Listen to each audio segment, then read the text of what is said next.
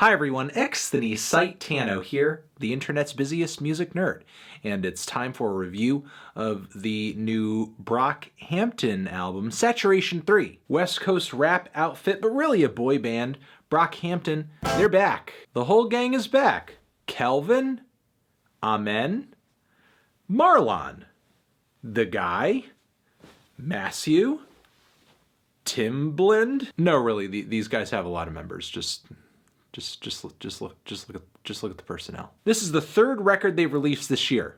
This is the final installment in what essentially they have dubbed the Saturation series. The group essentially tried to saturate the scene with so much music that they would be nearly impossible to ignore. It was a successful experiment, I'd say, because they delivered fans approximately 50 tracks over 2 hours of material. They really blew my mind on the first installment, Saturation 1, with one banger after another, with just as much color in the production as there was coming out of the members, each with their own individual little voice and personality and lyrical style. Of course, there were some very obvious influences coming through on Saturation 1 and Saturation 2, Kanye West, nerd, clips as well, boy bands and mainstream pop. Of course, Odd Future Wolfgang, Kill Them All. A little Mac Miller as well. All of these influences really kind of worn on the group's sleeve. However, their great execution and their good songwriting quality, to me, always overshadowed any obvious influence coming out of their tunes. And honestly, I've just been in awe of the group's consistency thus far, especially considering how much material they've been dropping in such a short amount of time. Now, one major complaint I had with Saturation 2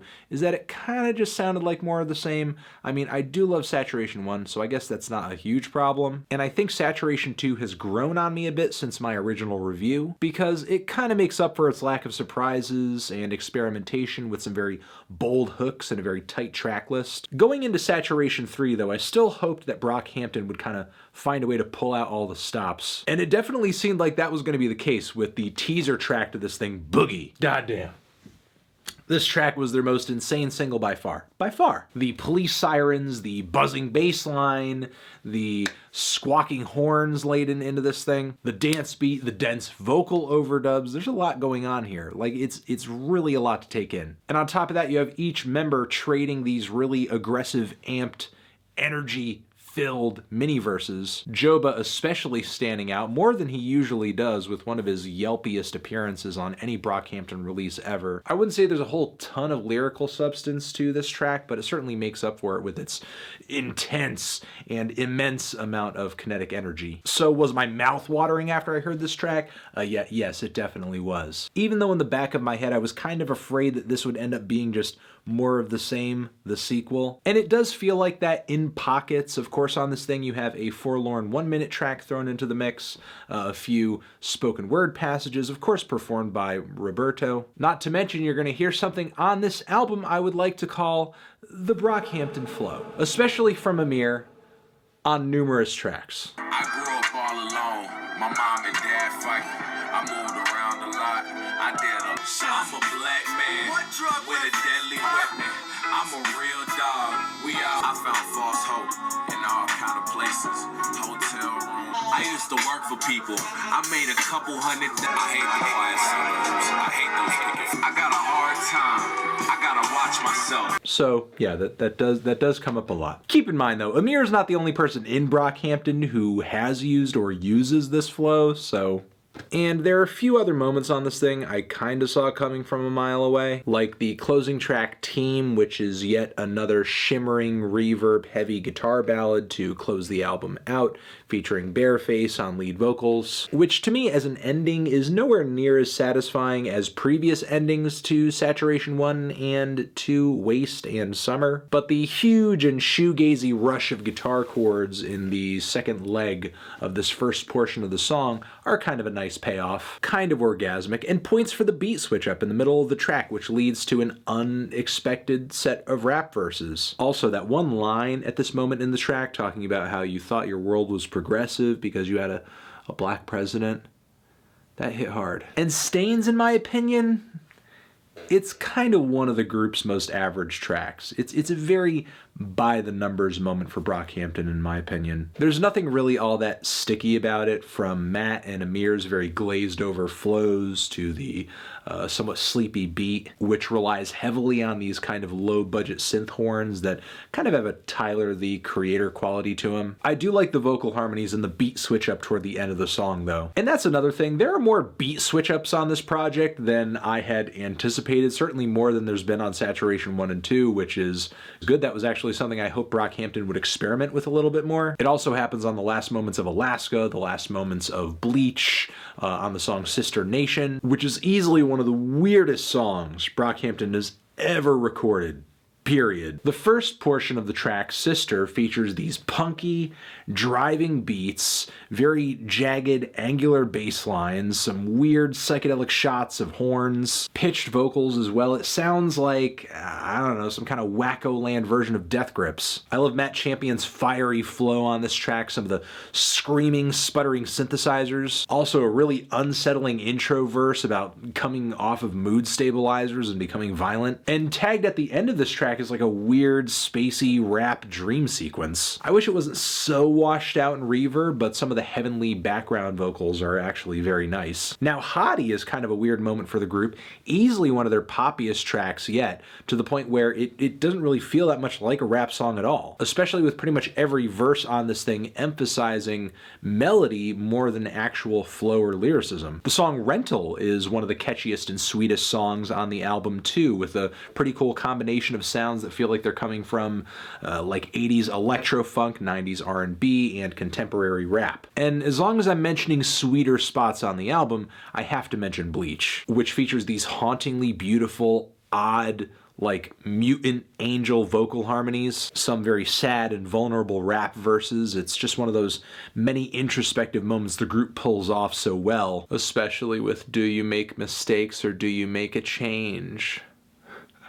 The feels. To mention a few bangers, the song Zipper goes in a supremely odd and unexpected direction with its schmaltzy horn and piano samples, its very uppity dance beat and zany singing. It sounds a lot like, I don't know, Marshall Mathers LP era Slim Shady, like it's on some real Slim Shady shit with like a dash of Outkast. It was kind of a turnoff, like a weird combination of sounds and flavors at first, but as I listened to it more and more, I just kind of grew to love it. Oh yeah, and Merlin says my fucking name on this track, which I'm pretty sure is like an invite to join. I'm gonna join Brockhampton. Oh, for real? Can I join too? No. I'm the one with the mixtape.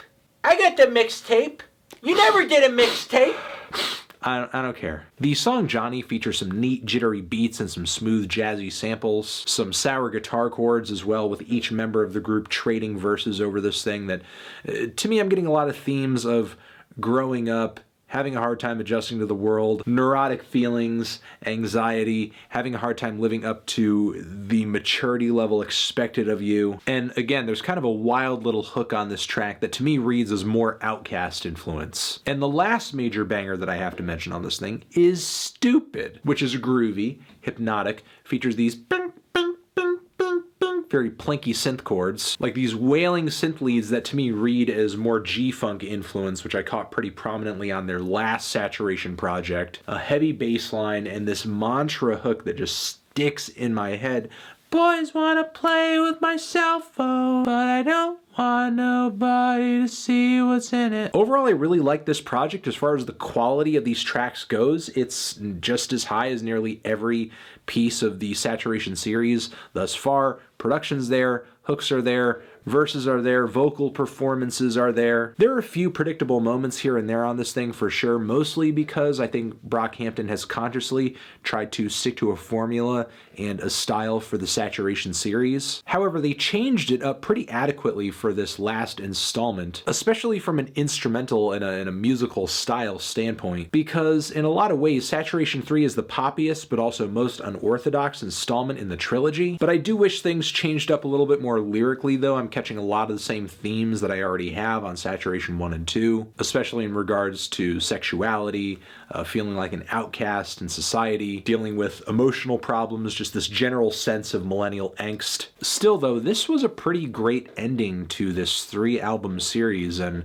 will remain to me as one of the most iconic moments in rap for this decade, where you had this group who just blew up and just made this amazing run of records in a very short span of time. It was also really nice to hear some members who have previously been a bit more obscured on previous Saturations, a bit more prominently on this one. And at this point, I think it's pretty safe to say that Brockhampton is not going anywhere anytime soon. They've really established themselves as a figure in the hip-hop scene right now. And this record really assured me that their creativity and versatility, it's real, and it's certainly going to carry them on to whatever the next metamorphosis or chapter is in their career once they drop their next record. And all I can say right now is that I'm looking forward to that.